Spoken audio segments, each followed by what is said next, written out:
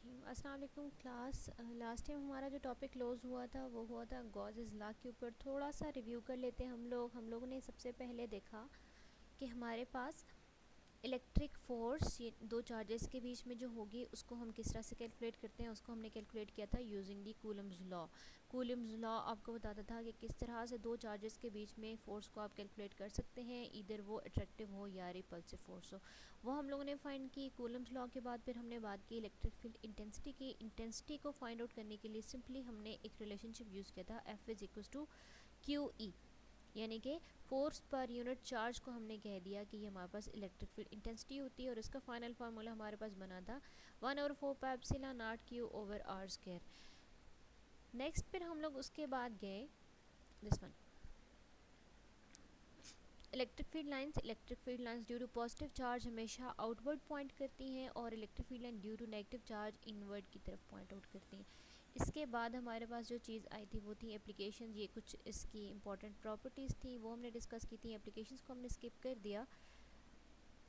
And then electric flux हमारे पास जो भी नंबर ऑफ लाइन एक सरफेस में से पास कर रही होती हैं उसको हम कहते हैं electric flux through that surface. Electric flux को हमने फाइंड आउट किया और उसकी फाइनल वैल्यू को हमने कहा ये होता है equivalent to E dot A K. फिर हमने इलेक्ट्रिक फील्ड इंटेंसिटी की वैल्यू पुट कर दी।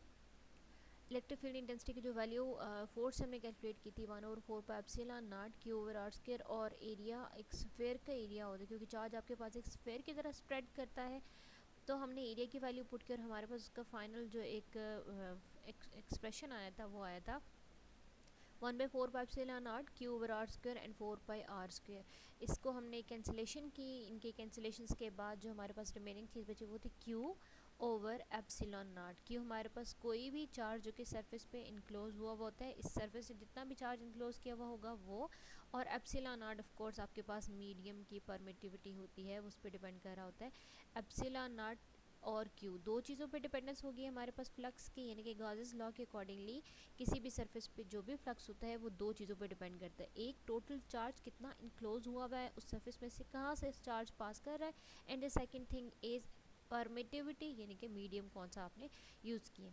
फिर हम गए गॉसेस लॉ की तरफ। गॉसेस लॉ में ये हमारे पास थी फ्लक्स की वैल्यू। देन गॉसेस लॉ ने हमें एक सरफेस दी और उस सरफेस से हम लोगों ने छोटे छोटे पॉइंट्स में, या उसको हमने छोटे छोटे पैचेस में डिवाइड किया। उसके बाद हर एक पैच के लिए अलग अलग से हमने फाइंड आउट किया फ्लक्स को, और फाइनल फ्लक्स हमारे पास आया क्यू ओवर एप्सिलॉन नॉट।